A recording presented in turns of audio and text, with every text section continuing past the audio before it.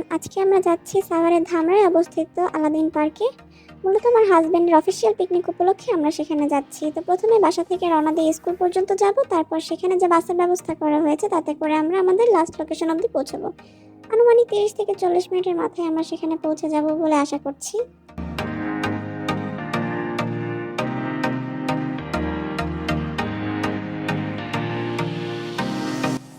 আমরা ধামরাইয়ের মধ্যে অলরেডি পৌঁছে গিয়েছি। দেখে মনে হচ্ছে আমরা কোনো গ্রামে এসেছি, বাট এই পরিবেশটা আমার কাছে খুবই ভালো লাগছিল এবং আমরা দুজনেই এই পরিবেশটা খুব বেশি এনজয় করছিলাম। এই তো আলাদিন পার্কের গেটের সামনে আমরা অলরেডি চলে এসেছি এবং এখান থেকে আমাদেরকে টিকিট নিয়ে ভিতরে প্রবেশ করতে হবে। ভিতরে ঢুকে এত সুন্দর একটা দৃশ্য দেখবো এটা কল্পনাও করতে পারিনি। সত্যি খুবই সুন্দর ছিল জায়গাটা এবং প্লেসটা দেখে এখানে আমি কিছু ফটোশ্যুট করে নিলাম এবং আস্তে আস্তে পার্কের ভিতরে ঢুকলাম। তো সবাই দেখলাম এখানে বলছে ভূতের বাড়ি আছে, তো ভাবলাম যে ভূতের বাড়ি দিয়ে শুরু করা যাক, গিয়ে দেখি ভূতের বাড়িতে কি রয়েছে। তো আমার হাজব্যান্ড হঠাৎ করে আমাকে একটু ভয় দেখানোর জন্য এরকম করলো, ভেবেছে আমি খুব ভয় পাবো, বাট আমি একটু ভয় পাইনি। তো এরপর আস্তে আস্তে ভিতরের দিকে গেলে আসলে দুই পাশে খুব ভয়ঙ্কর ভয়ঙ্কর কিছু সিন আঁকা, মানে যেগুলো আসলে ভিতরে না গেলে বোঝা যায় না এবং হঠাৎই তারা লাইট অফ করে দিচ্ছিল। তো তখন পুরো অন্ধকার হয়ে যাচ্ছিল, কিছুই দেখা যাচ্ছিল না। তখন একটু ভয় সত্যি লাগছিল।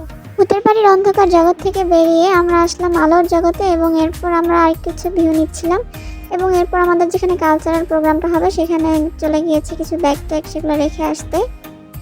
বের হয়ে দেখি মাথার উপরে কেবল কার, তো কোনো রকম কথাবার্তা ছাড়া সবার আগে চলে গেলাম কেবল কারে ওঠার জন্য।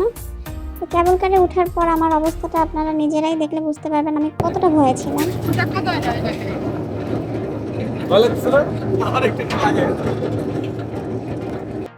অ্যাকচুয়ালি নিচের দিকে তাকালে ভয়টা অনেক বেশি লাগে এবং সত্যি আমি অনেক বেশি ভয় ছিলাম। তো যাক, কেবল কার থেকে নেমে আমরা নিচে নামছি। অনেক উপরে ছিল এটার ওঠার যে জায়গাটা, সেখান থেকে আমরা আস্তে আস্তে নিচে নামলাম এবং এরপর আমরা যাব হচ্ছে আরেকটা রাইডে উঠতে। এখানে আমরা পালকিতে উঠবো।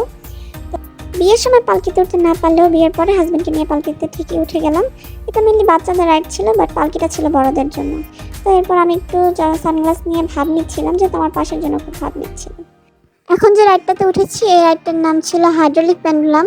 এটার মতো জঘন্য রাইড আমি আর একটাতে উঠিনি এবং এখানে দেখে হয়তো বোঝা যাচ্ছে না, কিন্তু এই যে যখন এরকম ঘুরতেছিল তখন আমি প্রায় 2বারই ব্যথা পেয়েছি গালে এবং মাথায়। তো এখন যে রাইডটি দেখছেন এই রাইডটির নাম মেবি ছিল সুপার সুইং। এই রাইডটাতে আমার বেশ ভালোই লেগেছে।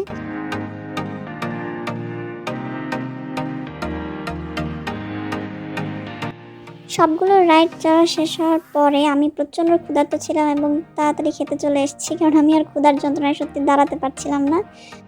এটা হচ্ছে আলাদিন পার্কের সবচেয়ে আকর্ষণীয় যে জায়গাটি, এটার নাম হচ্ছে আলাদিন রিসোর্ট এবং ওয়াটার পার্ক। এখানে এটা ছিল মূল আকর্ষণ অ্যাকচুয়ালি এই পার্কে। তবে ব্যাড লাক, আমি কোনো ড্রেস আপ নিয়ে না আসার কারণে আমি এখানে সুইমিং করতে পারিনি এবং নামতেও পারিনি। তো কি আর করবো, আমি অ্যাজ এ ক্যামেরাম্যান হিসেবে আমার হাজব্যান্ড এনজয় করেছি এবং আমি সেটার ভিডিও করেছি এবং অ্যাজ এ ভিডিওগ্রাফার হিসেবে আমার কাজ ছিল এই মাথা থেকে মাথা দৌড়াদৌড়ি করা। তো এখন দেখবেন যে কি সুন্দর এক একজন তারা নামছে এই স্লিপারটি দিয়ে এবং আমার হাজব্যান্ডকে যে এখন দেখবেন সে উল্টায় পাল্টায় তারপর এখান থেকে পড়ে যায়। আমি জানি না কেন, বাট তার পড়াটা খুবই দারুণ ছিল।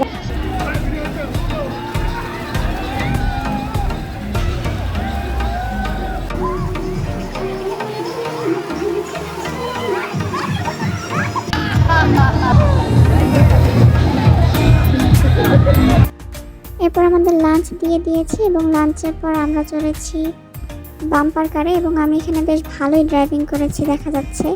এবং আমার পিছনে যাকে ঘুরতে দেখছেন তিনি অ্যাকচুয়ালি বিয়ের আগেও ঠিক একইভাবে আমার পিছনে ঘুরতেন এবং বিয়ের পরেও একইভাবে আমার পিছনে ঘুরছেন দেখে খুব ভালো লাগলো এবং ভিডিওটি পরে দেখে আমি খুব মজা পেয়েছি আর কি।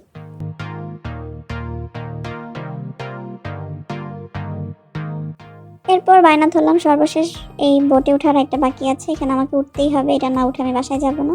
তারপর আমার আবদার মেটাতে বোটে উঠে গেলাম এবং আমাদের সাথে আরও 2টা বাচ্চা ছিল, ও যার কারণে হচ্ছে কতক্ষণ আমরা সামনে চালিয়েছি, এরপর ওদেরকে একটু স্কোপ করে দিয়েছি চালানোর। এতক্ষণে আমাদের কালচারাল প্রোগ্রাম শুরু হয়ে গেছে এবং সেখানে র্যাফেল ড্রর বিভিন্ন আয়োজন ছিল। তো এর জন্য তাড়াতাড়ি সেখানে যাচ্ছিলাম আমরা যেন সেই প্রোগ্রামগুলো মিস না হয়ে যায়। এবং এখন এখানে র্যাফেল ড্রর পুরস্কারগুলো দেওয়া হচ্ছে, যদিও ব্যাড লাক আমরা কোনো ধরনের পুরস্কারই পাইনি, সো ব্যাড লাক। পিকনিকের সমস্ত আয়োজন শেষে এখন আমাদের সর্বশেষ বাসে ওঠার পালা।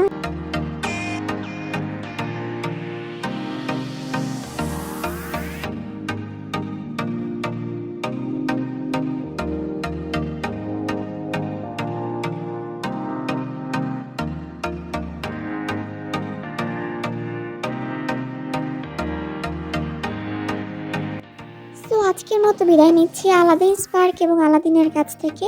দেখা হবে অন্য কোনো ভিডিওতে। আল্লাহ হাফেজ।